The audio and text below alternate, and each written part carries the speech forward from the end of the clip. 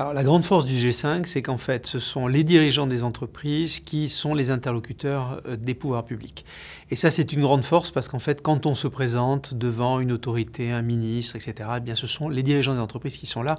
Et depuis l'origine du G5, c'est-à-dire depuis maintenant plus de 20 ans. Et ça, c'est extraordinaire. Et la grande force, je pense que ça a montré cette année, c'est cette capacité d'interlocution qui a vraiment réussi à convaincre les pouvoirs publics d'avoir une enveloppe qui soit dédiée à des hausses de prix pour tenir compte de l'inflation. Et ça, c'est une vraie réussite du G5 dans le cadre du PLFSS 2024.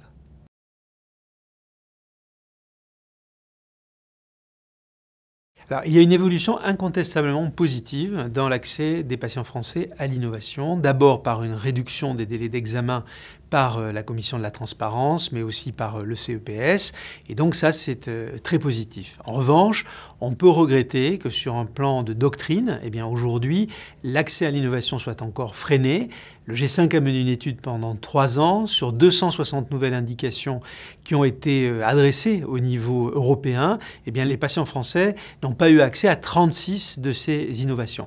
C'est un chiffre important parce que nous parlons d'innovation notamment dans le domaine de l'oncologie qui représente plus de 50% de ces indications auxquelles les patients français n'ont pas eu accès. Donc j'allais dire, il y a à la fois du positif, notamment dans les délais d'instruction, et puis de notre côté, on va dire dans la théorie qui est appliquée, dans la doctrine qui est appliquée, eh bien encore un certain retard par rapport à ce qu'on peut voir au niveau européen.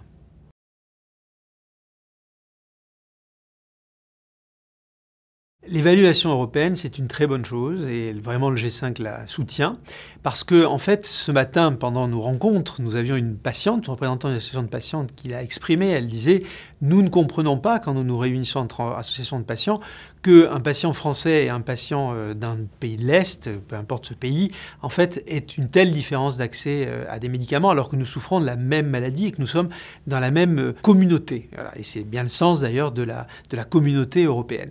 Et quand on reprend cette phrase, eh bien en fait, il y a un grand espoir derrière l'évaluation européenne qui sera faite du médicament.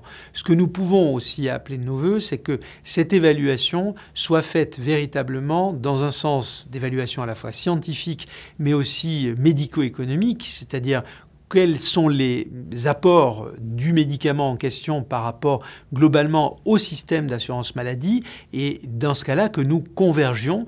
N'oublions pas que le marché européen a été en fait créé aussi pour concurrencer un très grand marché mondial qui est le marché américain, mais que numériquement nous sommes aujourd'hui plus nombreux que les États-Unis d'Amérique en termes de population. Et donc, il y a probablement là un levier énorme en termes de médicaments, de façon à faciliter l'accès et globalement à adresser ces nouveaux sujets de cotation, d'évaluation de la valeur thérapeutique de l'ensemble des produits. Et ça, c'est un champ qui va s'ouvrir. Et ce qu'on peut dire, c'est qu'aujourd'hui, il y a un certain retard, d'une certaine façon, puisque on sait ce que ça va devenir au niveau européen, mais toutes les agences ne se sont pas prononcées.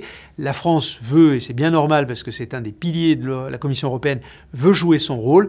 Et ce qu'on appelle de nos vœux, eh bien, c'est que tout converge pour que dans 18 mois, véritablement, il y ait une clarté qui se fasse sur cette évaluation européenne qui est encore un peu floue pour nous.